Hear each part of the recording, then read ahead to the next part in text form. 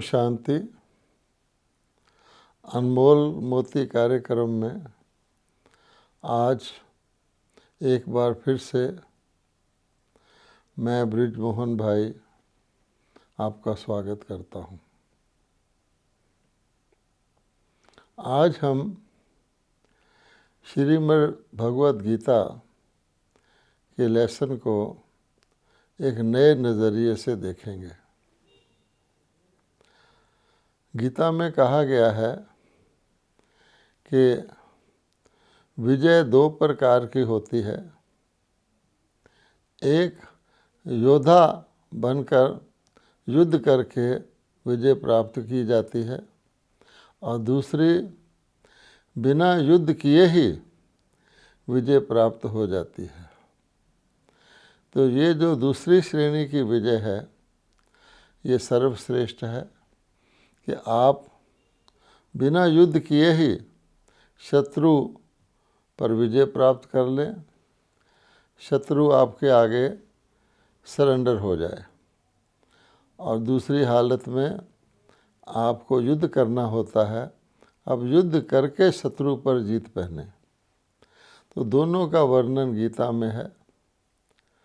और जो बिना युद्ध के विजय है उसको प्रथम श्रेणी की विजय गिना गया है और उसकी प्रारब्ध जो है भगवान कहते हैं ऐसे विजय की प्रारब्ध सूर्यवंशी राजधानी उसको सतयुग में प्राप्त होती है और जो युद्ध करके विजय प्राप्त करते हैं उनको दूसरी श्रेणी की चंद्रवंशी क्षत्रिय रूप की राजधानी प्राप्त होती है।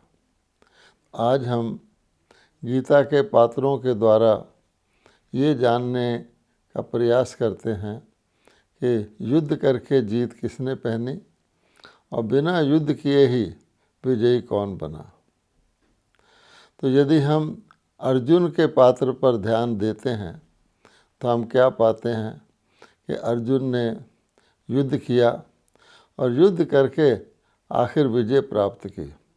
अर्जुन को योद्धा के रूप में दिखाया गया है, अर्जुन को क्षत्रिय भी कहा गया है और ये कहा गया है कि क्षत्रिय का धर्म तो है ही युद्ध करना। वास्तव में जो युद्ध करके विजय प्राप्त करता है उसको गीता का भगवान क्षत्रिय की श्रेणी में रखते हैं।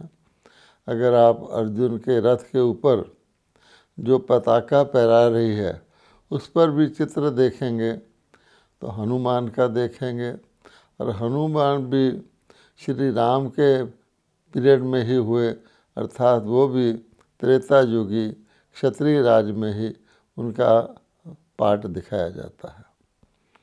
अब आप देखेंगे कि दूसरी प्रकार का विजय कौन बना। तो यदि आप श्री कृष्ण के पात्र को देखेंगे तो श्री कृष्ण की युद्ध के मैदान में आए और वो पूरा समय युद्ध के मैदान में रहे। लेकिन लिखा हुआ है कि श्री कृष्ण ने ना तो कोई हथियार उठाया, ना ही युद्ध की, ना किसी ने उनके ऊपर कोई हथियार फेंका और वो विजयी हो गए। तो इसलिए श्री कृष्ण को कहा जाता है 16 कला संपूर्ण देवता। श्री राम को उनकी भेंट में कहा जाता है 14 कला संपूर्ण। तो 16 कला संपूर्ण से ऊपर की कोई कला सारे सृष्टि चक्र में किसी आत्मा को प्राप्त नहीं हुई। तो 16 कला संपूर्ण श्री कृष्ण जा कर के आप जानते हैं उनको ही सतयुग का प्रथम विश्व महाराज कुमार दिखाया गया है और जिसकी निशानी है कि नए सृष्टि चक्र के शुरू होने पर सागर के अंदर पीपल के पत्ते के ऊपर उनको आते हुए दिखाया गया है। अर्थात कल्प वृक्ष का, विश्व वृक्ष का प्रथम पत्ता है। जैसा कि भगवद गीता में भी विश्व वृक्ष का वर्णन किया गया है। तो इसलिए आप देखेंगे कि युद्ध नहीं किया, सारा समय युद्ध क्षेत्र में रहे, लेकिन बिना युद्ध किए ही विजय प्राप्त कर ली। अर्थात शत्रु को इतनी हिम्मत ही नहीं हुई, जैसे कोई बहुत शक्तिशाली होता है उसके आगे कमज़ोर घुटने टेक देता है और सरेंडर हो जाता है, तो ऐसा कहा जाए कि माया उनके आगे सरेंडर हो गई। और जैसा हमने बताया उसकी भेंट में चंद्रवंशी, उनको भी युद्ध के मैदान में उतना ही अपॉर्चुनिटी थी, उतना ही मौका था, लेकिन उनको शत्रु आए, उनको शत्रुओं से युद्ध करना पड़ा। ये ज़रूर है कि अंतोगत्वा शत्रुओं पर उन्होंने विजय पाई। इसलिए अगर आप इसको श्रीमद् भगवत गीता के कॉन्टेक्स्ट में देखेंगे तो गीता में कहा गया है कि हर कल्प की आदि में परमात्मा ब्रह्मा जी के द्वारा प्रजा सहित यज्ञ रचते हैं। और ये भी कहा गया है कि ज्ञान यज्ञ ही सर्वश्रेष्ठ यज्ञ है, अर्थात परमात्मा ने प्रजा पिता ब्रह्मा के द्वारा ही वो ज्ञान यज्ञ रचा। और ख़ास नोट करने की बात यह है कि उस यज्ञ से ही कहा जाता है देवता उत्पन्न हुए। और जो प्रजा सहित कहा गया है, अर्थात अकेले नहीं थे, अन्य आत्माएं भी थीं जो भगवान ने यज्ञ रचा, और इसीलिए सेना दिखाई गई है पूरी। तो वो कौन थे? तो भगवान कहते हैं कि मैं पहले आकर के कलयुग के अंत में एक मनुष्य आत्मा जो कलयुगी होती है उसके शरीर रूपी रथ में मैं अवतरित होता हूँ, क्योंकि मैं जन्म नहीं लेता हूँ, और उसका नाम मैं स्वयं ब्रह्मा रखता हूँ। अब ब्रह्मा के मुख के द्वारा मुख वंशावली ब्राह्मण कहे गए हैं, अर्थात परमात्मा शिव जो गीता का ज्ञान सुनाते हैं वो ब्रह्मा के मुख द्वारा सुनाते हैं, और जो उस ज्ञान को सुनते हैं वो ब्राह्मण बन जाते हैं। यूँ कहें कि कलयुगी मनुष्यों को जो पतित हो जाते हैं, जो धर्म ग्लानि को प्राप्त हो जाते हैं, उनको परमात्मा आके ब्राह्मण बनाते हैं, अर्थात ब्रह्मा की मुख वंशा वाली संतान बनाते हैं। और इन्हीं में से फिर जब वो ज्ञान दे देते हैं तो उस ज्ञान का पर्पज़ ये होता है कि विकारों पर विजय पाना। जैसे हम गीता में देखते हैं तो गीता में 3 बड़े विकार को नरक के द्वार कहा गया है। काम, क्रोध, लोभ नरक के द्वार है। तो उनको इन काम को, लोभ को जीतना होता है। फिर मोह और अहंकार भी टोटल मिला के 5 विकार होते हैं। तो भगवान ज्ञान देते हैं, योग सिखाते हैं कि इन विकारों को योग अग्नि से भस्म करो, मेरे साथ योग लगाओ, पुरानी कलयुगी दुनिया से आसक्ति छोड़ो, अर्थात नष्टो मोहा बनो। तो अब जब ये कार्य चलता है तो जो आत्माएं परमपिता परमात्मा की श्रीमत, गीता को श्रीमत कहा गया है, यानी स्वयं परमात्मा की भगवानों-वाच्य द्वारा दी गई सर्वश्रेष्ठ समझ, तो जो आत्माएं उनको पूरी तरह श्रीमत पर चलती हैं, उनके आगे माया आती ही नहीं है, आने की उसको हिम्मत ही नहीं होती है। अपने आप ये विकार उनको छोड़कर भाग जाते हैं, जैसे बिजली का स्विच ऑन करने से अंधेरा भाग जाता है। और वो सदा अपनी संपन्नता को जितना समय में प्राप्त करते हैं, उस सारे समय में अंधकार जैसे रोशनी के सामने नहीं आ सकता, अज्ञान उसी प्रकार से ज्ञान के सामने नहीं आ सकता। तो वो निर्विघ्न और बिना किसी माया की इंटरफियरेंस के माया उनसे हार जाती है, अपने आप सरेंडर कर जाती है। तो ऐसी विजयी आत्मा को फिर परमात्मा कहते हैं कि नई सृष्टि की आदि में सबसे पहले वही सर्वश्रेष्ठ 16 कला संपूर्ण आत्माएं श्री कृष्ण और श्री कृष्णपुरी की वासी अन्य भी जो उनकी वंशावली होती है, जो सूर्यवंशी डिग्री को प्राप्त करते हैं, वो वहाँ पर अवतरित होते हैं। कहा गया है ब्राह्मण सो देवता। और हम वंदना भी करते हैं ब्राह्मण देवी देवाय नमः, अर्थात जिन देवी देवताओं को हम नमः कर रहे हैं जो सतयुग में थे, जिनकी आज मूर्तियां मंदिरों में हैं, वो पहले ब्राह्मण थे। ब्राह्मण उनका स्टडी का पीरियड है, अर्थात ज्ञान योग धारण करने का समय है, और उसकी प्रारब्ध के रूप में सतयुग में वो देवता बनते हैं। और इसीलिए श्री कृष्ण का नाम उन विजयी आत्माओं में आता है। अब आ गई बात, जो पूरी तरह विजय नहीं प्राप्त कर सकते, शत्रु जिनके सामने आ तो जाता है, लेकिन वो अपने ज्ञान योग बल से, अपनी जीवन की धारणाओं से एक एक विकार को धीरे धीरे उनको ख़त्म करके वो जा कर के फिर ब्राह्मण सो क्षत्रिय बनते हैं, देवता नहीं बनते हैं, क्योंकि वो पूरी तरह से विजय नहीं पा सकते हैं। तो आप देखेंगे अगर दोनों का मुकाबला किया जाए तो श्री कृष्ण को मोर मुकुटधारी, बंसी बजैया, हाथ में उनके हाथ में बंसुरी होती है, रास रचैया, खुशी से नाचने नचाने वाले, और विश्व के गोले के ऊपर बैठा हुआ दिखाया जाता है। उनके पास में कभी कभी मोर भी दिखा देते हैं। मोर मुकुट तो उनका रहता ही है। मोर पवित्रता का प्रतीक है, बंसी सुख चैन संपन्नता का प्रतीक है, और सारे विश्व की जैसे उनको बादशाही मिल जाती है। इसकी भेंट में श्री राम, उनको क्षत्रिय पद की प्राप्ति होती है। तो श्री राम का राज्य कहा जाता है जन्म अष्टमी के बाद राम नवमी आती है। तो श्री कृष्ण की जो स्वयंवर के बाद श्री नारायण बनते हैं, उनकी 8 राज गद्दियाँ चलती हैं।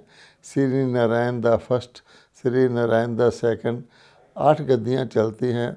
ये स्वयं गीता का भगवान हमको समझाते हैं। फिर जब सतयुग पूरा हो जाता 8 गद्दियों में, तो 9वीं गद्दी श्री राम से उनसे ही प्राप्त करते हैं, और इसलिए श्री राम नवमी से शुरू होता है। तो आप देखेंगे वो मधुबन में दिखाते हैं और वो वन में जाता हुआ दिखाते हैं। तो मधुबन और वन में फ़र्क है।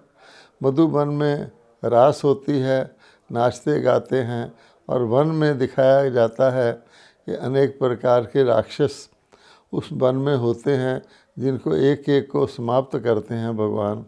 और अंत में राक्षसों का जो बड़ा सरदार है रावण, उसको भी वो तीर मार के ख़त्म करते हैं, अर्थात उनको युद्ध करना पड़ता है। तो इस कारण से आप देखेंगे, कभी आपने शायद ध्यान ना दिया हो कि राजगद्दी पर, विश्व के राज सिंहासन पर बैठे हुए श्री लक्ष्मी श्री नारायण तो बैठे हैं, और आप देखेंगे कि उनको 2 ताज दिखाए जाते हैं। एक तो विश्व के महाराजन का ताज, हीरे जड़ित, जिसको हम कहते हैं हिज हाईनेस, हर हाईनेस का ताज, अर्थात राजाई का ताज। लेकिन उनके सिर के पीछे एक और रोशनी का ताज दिखाया जाता है, जिसको आभा मंडल कहते हैं, हॉलो ऑफ लाइट कहते हैं। और वो ताज जो होता है वो पवित्रता का ताज दिखाया जाता है। तो 2 ताजधारी देवी देवता आपको महाराजन महारानी या तो सतयुग में मिलेंगे और या त्रेता में मिलेंगे। अगर उसके बाद की आप इतिहास देखें तो दूसरा ताज जो आभा मंडल है, वो तो किसी राजा महाराजा को होता ही नहीं, बल्कि उनके ऊपर केवल राजाई का ताज होता है, और वो भी सारे विश्व की राजाई द्वापर से लेकर नहीं रहती।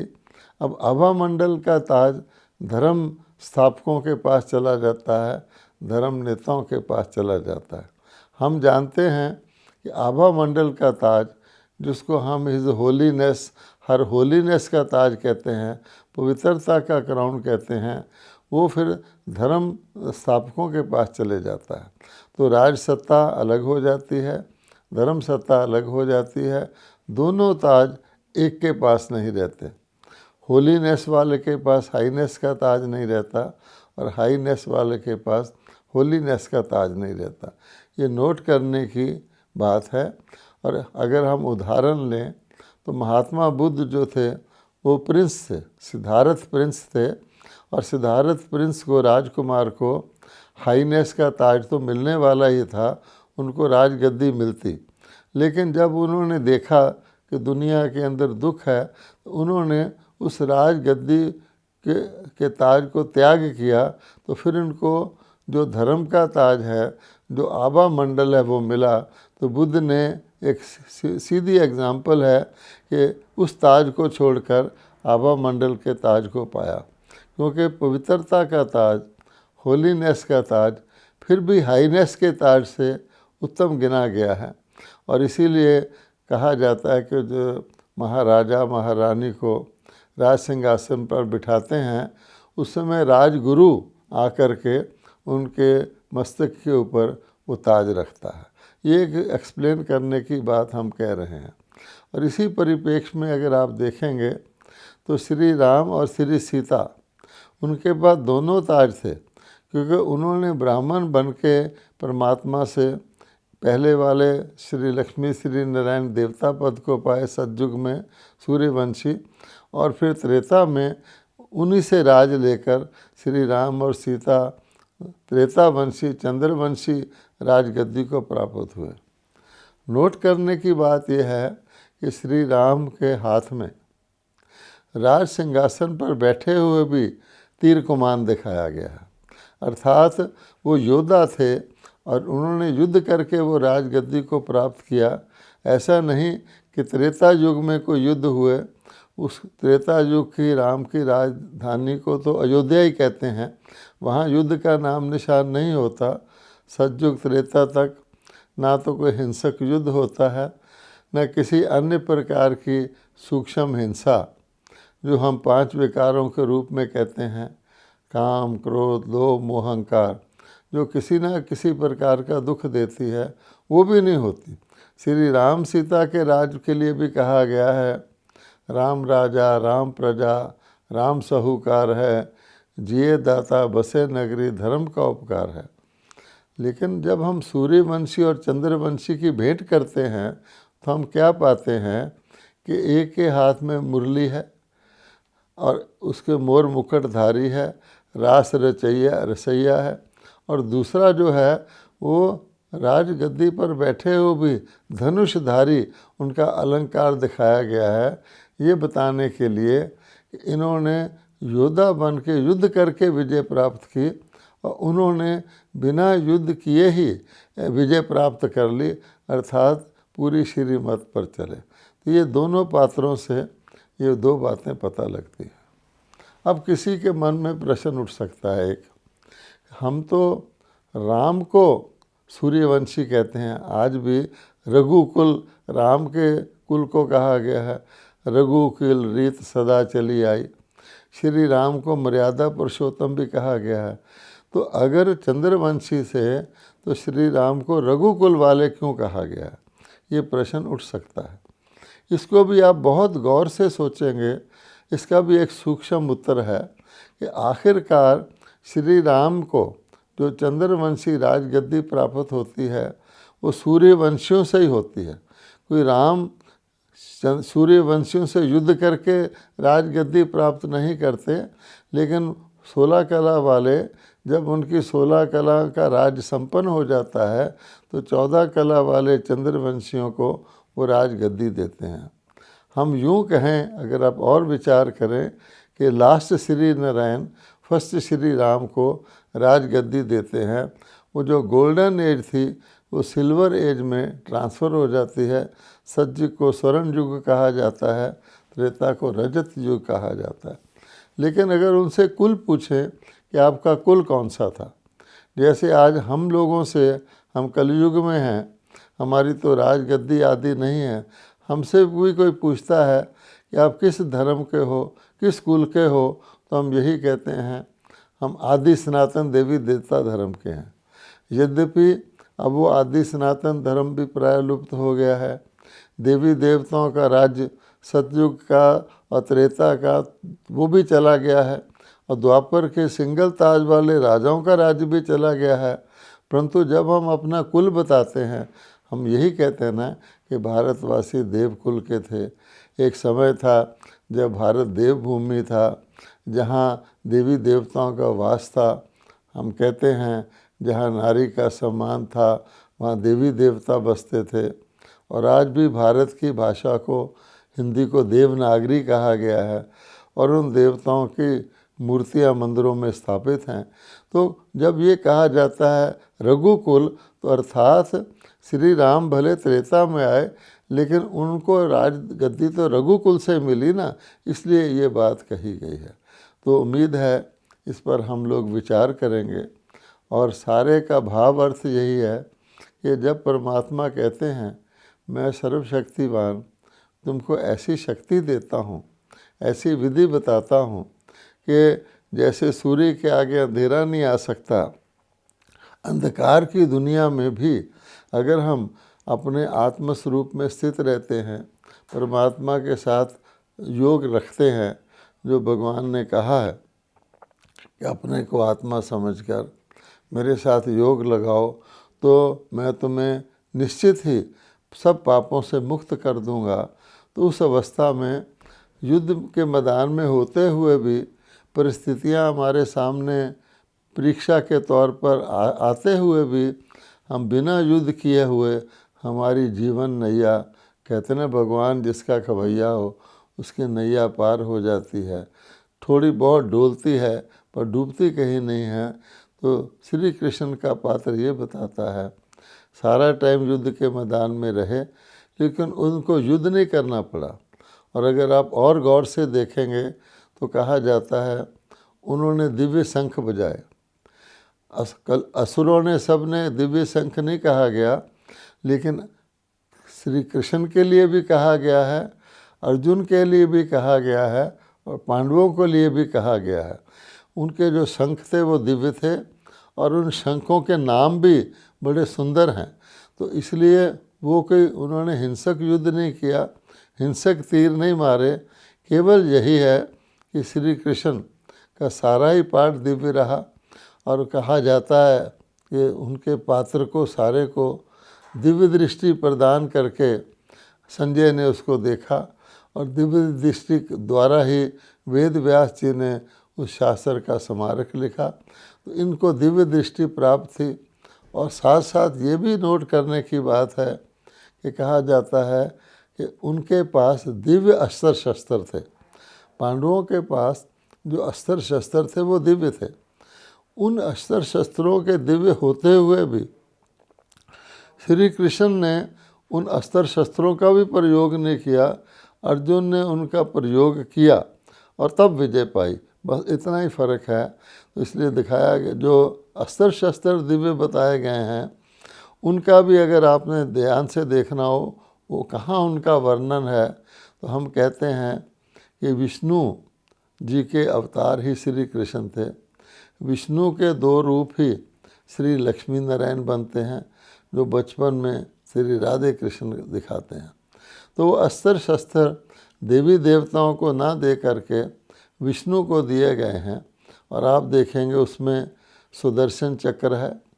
तो सुदर्शन चक्र को आज तो किसी और रूप में लेते हैं कि कोई हिंसक शस्त्र था जो शत्रुओं के गले काट देता था।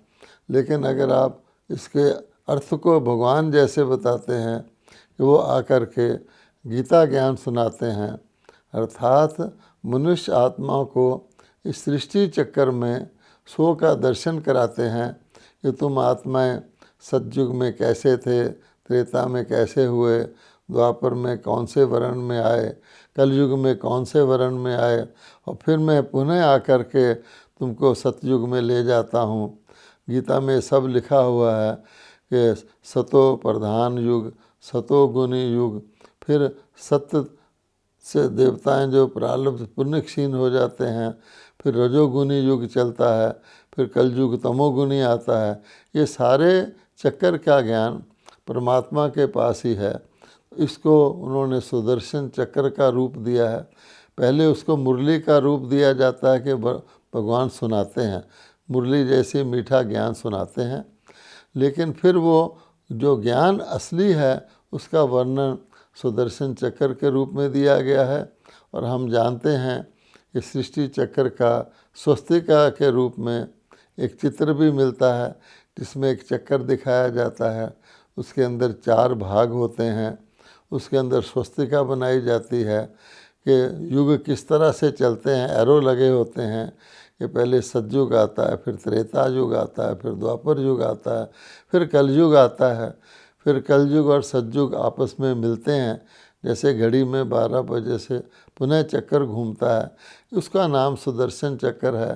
तो एक ऐसा अस्त्र शस्त्र है कि अगर हम अपने मन में सुदर्शन चक्र को घुमाते रहेंगे तो माया हमारे सामने नहीं आएगी, क्योंकि हमें अपनी ऊंची स्थिति का सिमरण भी रहेगा और ये भी रहेगा कि अब हम पुनः अपनी उस उच्च स्थिति को गीता ज्ञान, ईश्वरीय ज्ञान और परमात्मा के द्वारा हुए सिखाए हुए योग की धारणा के द्वारा प्राप्त कर रहे हैं।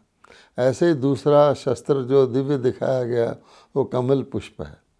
अब कमल पुष्प भी एक दिव्य शस्त्र ही है, अर्थात इस कलयुगी कीचड़ की दुनिया में, सारी नेगेटिविटी की दुनिया में, विकारों से भरी हुई दुनिया में भगवान कहते हैं मैं तुमको कमल पुष्प के समान न्यारा और प्यारा बनाता हूँ। अगर तुम इस ज्ञान को धारण करते हो और योग में रहते हो तो इस दुनिया में रहते हुए भी, इस कीचड़ में रहते हुए भी तुम दुनिया के प्रभाव से मुक्त और अपनी आत्मा को पवित्र रख सकते हो। इसी प्रकार से शंख दिखाया गया है, तीसरा दिव्य शस्त्र शंख ध्वनि, अर्थात ऐसे नहीं है कि जैसे गीता में वर्णित कर दिया गया कि सब ने अपने अपने शंख बजाए जिससे आकाश गूंज पड़ा, बहुत भयानक आवाज़ हुआ। खुले मैदान में कितने भी कोई शंख बजाएं उस प्रकार का कोई भयंकर आवाज़ होता ही नहीं। वास्तव में तो शंख से भयंकर ध्वनि निकलती नहीं, लेकिन शंख का मतलब होता है आकाशवाणी, अर्थात मुख से बोलना। तो इसलिए कई जगह शास्त्रों में लिखा हुआ है आकाशवाणी हुई। तो मुख से जो बोलते हैं तो कहा जाता है वही ज़ुबान मनुष्य को तख्त पे बिठा देती है, वही ज़ुबान मनुष्य को तख्ते पर चढ़ा देती है। मीठी ज़ुबान और कड़वी ज़ुबान। तो अर्थात भगवान ने कहा है अगर तुमने देवता बनना है तो मैं तुमको ब्राह्मण बना के दिव्य शंख देता हूँ, अर्थात जो दिव्य ज्ञान मैं तुम्हारी बुद्धि में डालता हूँ उस दिव्य ज्ञान को तुमने दूसरों को भी बांटना है, क्योंकि देवता का मतलब होता है देने वाला। तो देवता कोई कलयुग के अंत में स्थूल चीज़ें ऐसे नहीं बांटते, कंबल बांटते हैं, रोटी बांटते हैं, नहीं, वो भगवान उनके द्वारा सबसे बड़ा दान करवाते हैं, ज्ञान रत्नों का दान।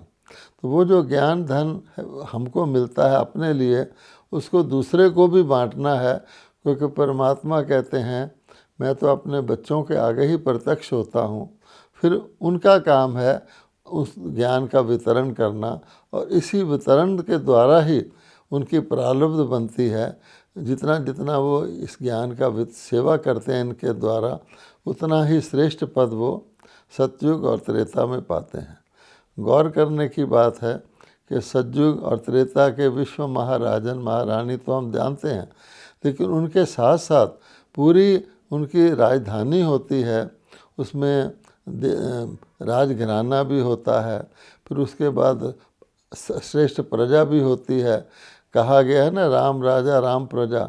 वो सारे के सारे जिस युग में जिस समय पर उनका जन्म होता है उनके पद जो भिन्न भिन्न होते हैं, सुखी सब होते हैं, लेकिन उसमें भी उसका आधार इस ज्ञान का वितरण ही होता है, जिसको कई रूप से दिखाया गया है कि गोपियाँ मटका भर के लाती थी, वो जल था, फिर उसका यादगार गंगा यमुना के रूप में भी कहा गया है कि शिव जी से गंगा निकली थी। वो वास्तव में ज्ञान की गंगा, ज्ञान का अमृत है, जिसको फिर बाद में उन्होंने पानी की नदियों के नाम से एक सिंबॉलिक मेमोरियल उसका बनाया हुआ है। तो जो तीसरा अलंकार है वो है शंख ध्वनि करना, और चौथा अलंकार है गदा। गदा भी शक्ति का प्रतीक है। हनुमान जी के हाथ में गदा दिखाते हैं, अर्थात जब कोई देखता है कि ये व्यक्ति शस्त्रधारी है तो वो उससे लड़ने की हिम्मत नहीं करता, ख़ास तौर पे जब वो गदा दिव्य गदा हो। तो आप देखेंगे हनुमान जी को गदाधारी भी दिखाया गया है और पवन पुत्र भी कहा गया है कि जो दैवी शक्ति होती है वो आत्मा को शक्ति प्रदान करती है। उस शक्ति से आत्मा जैसे उड़ती कला में आ जाती है। धरती पर तो मनुष्य रहते हैं और देवता भी रहते हैं, लेकिन जो संगम युग के जिसको फरिश्ते कहा गया है, जिसको सूक्ष्म शरीरधारी कहा गया है, वो उड़ती कला में आते हैं। जैसे हम देखते हैं सपने में हम होते हैं तो हमारा शरीर तो यहाँ पड़ा होता है, सपने में हम कहाँ कहाँ उड़ान भरते हैं। जो जैसी मनस्थिति होती है वैसा वैसा सपन हमें आता है। तो ये उड़ती कला की शक्ति का सिंबल ये गदा है। तो ये दिव्य शस्त्र हैं जो परमात्मा हमको संगम युग पर आकर के देते हैं।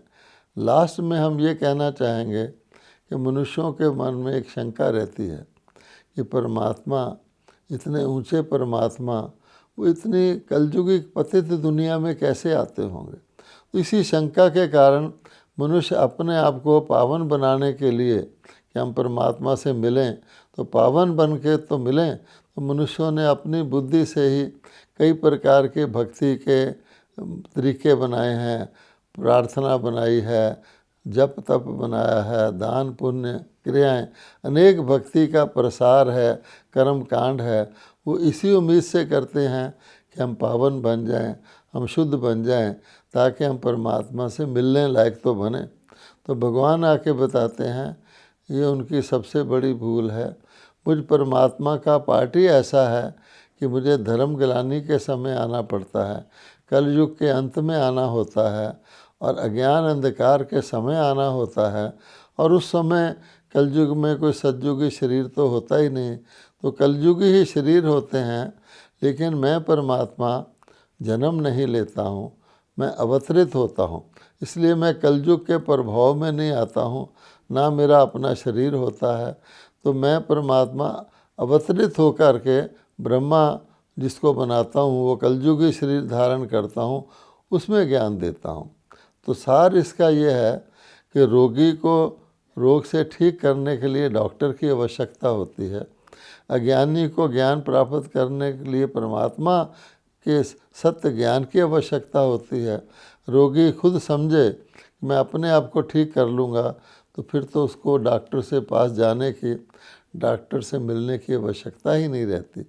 इसलिए परमात्मा पतितों के पास आकर पतितों को पावन बनाते हैं। ऐसे नहीं कि मनुष्य स्वयं ही पावन बन जाते हैं तो परमात्मा से मिलते हैं, फिर तो मिलने की आवश्यकता ही नहीं होती।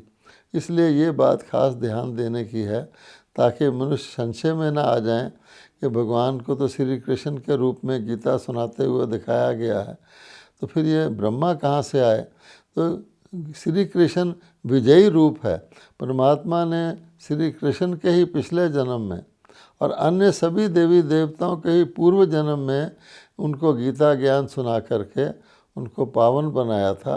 फिर उन्होंने सतयुग और त्रेता में अपने अपने पुरुषार्थ के अनुसार देव पद और क्षत्रिय पद की प्राप्ति की। ओम शांति।